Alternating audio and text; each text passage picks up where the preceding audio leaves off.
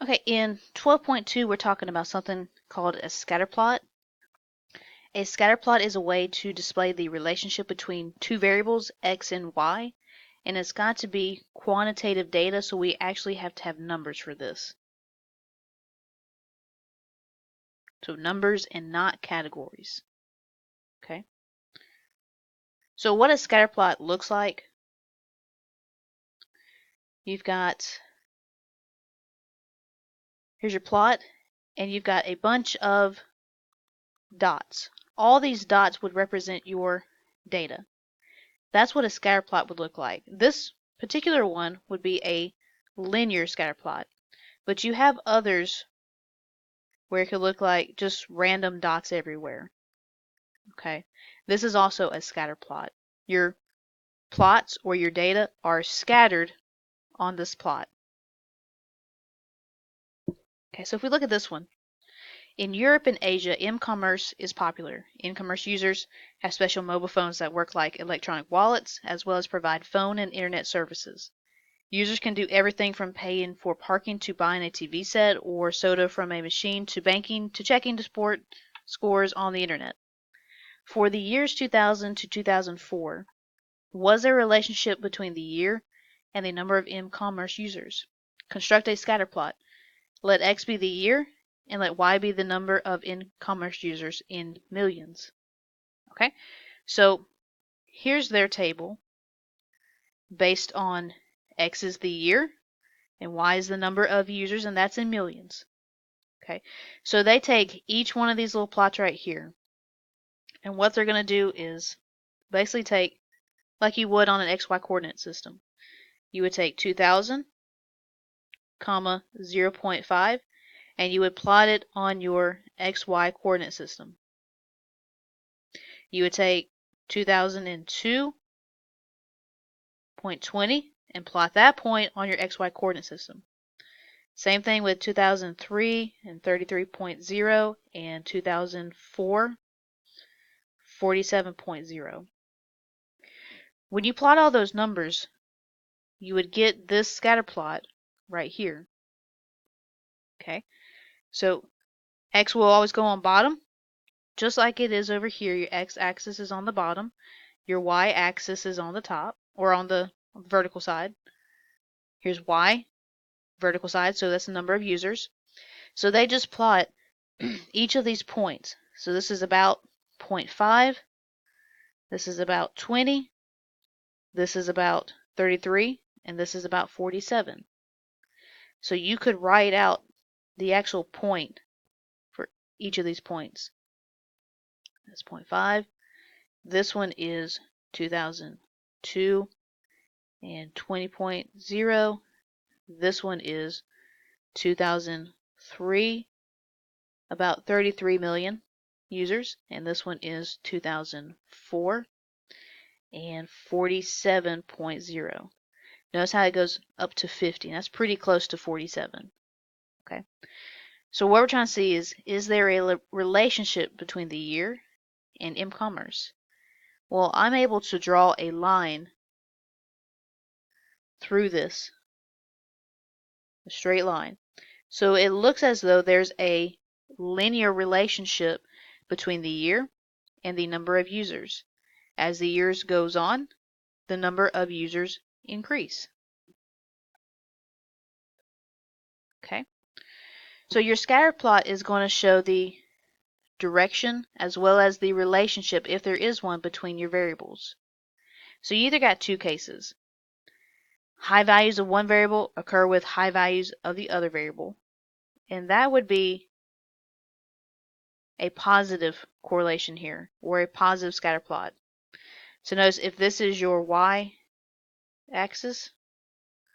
and this is your x-axis down here, notice as you continue to go this way, your x-axis is getting bigger. As you continue to go up, your y-axis is also getting bigger.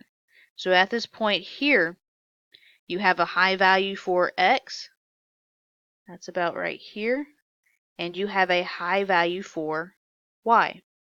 Okay, that's basically what this is saying. High values of 1 occurring with high values of the other. Or low values of one occur with low values of the other variable. At this point, you've got a low value for x and a low value for y. Okay. The other one,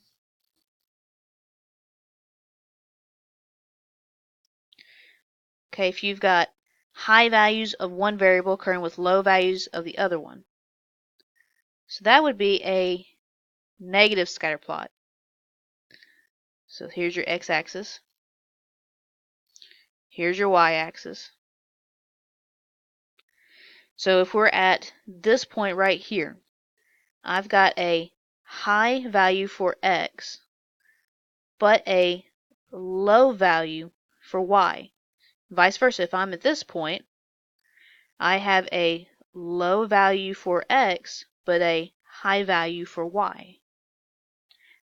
Okay, those are the two cases that you could have. And actually, there is a third one, which I'll show you here in a minute.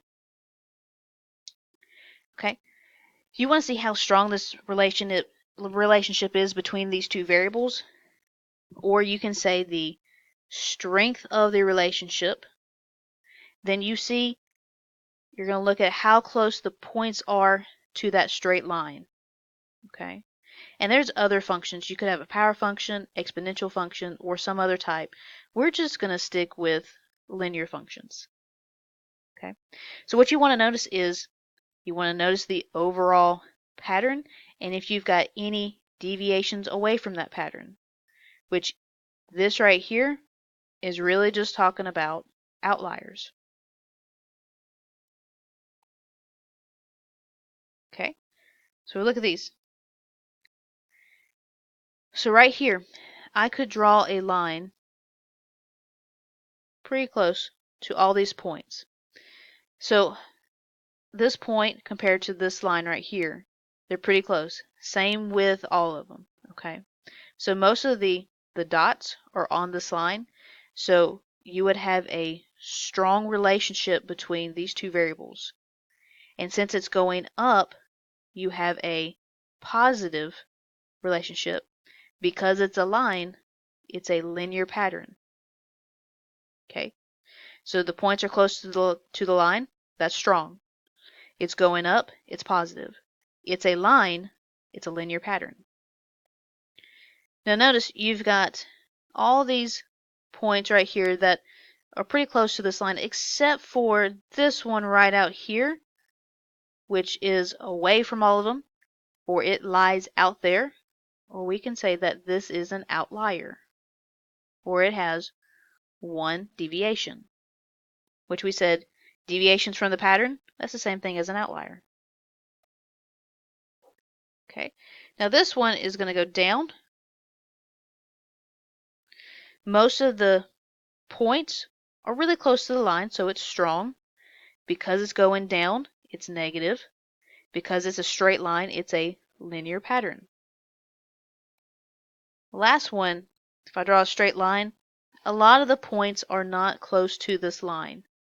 So if the further the point is away from this line, the weaker the relationship is. So this would be a weak relationship. The line is going down, so it's negative, and it is a line, so it's a linear pattern.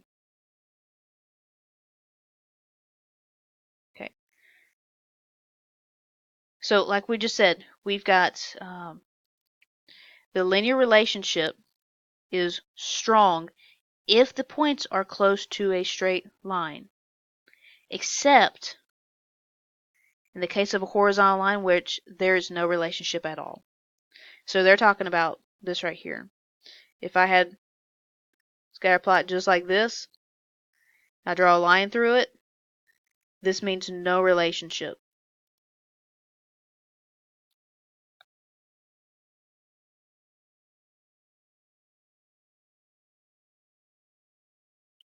Okay.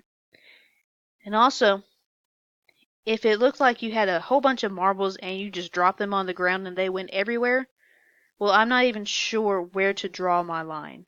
Okay? Because none of these points, if I draw a line right here, this point, this point, this point, this point, this point, this point, I don't really have any points hitting this line. So if it looks like you just dropped all your marbles, then you really have no pattern, which really correlates to saying you have no relationship between those two variables.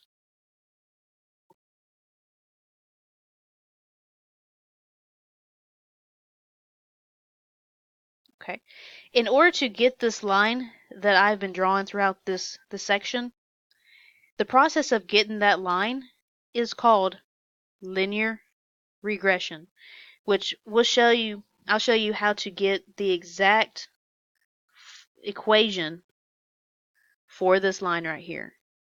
And since it's a straight line, it's going to have that equation.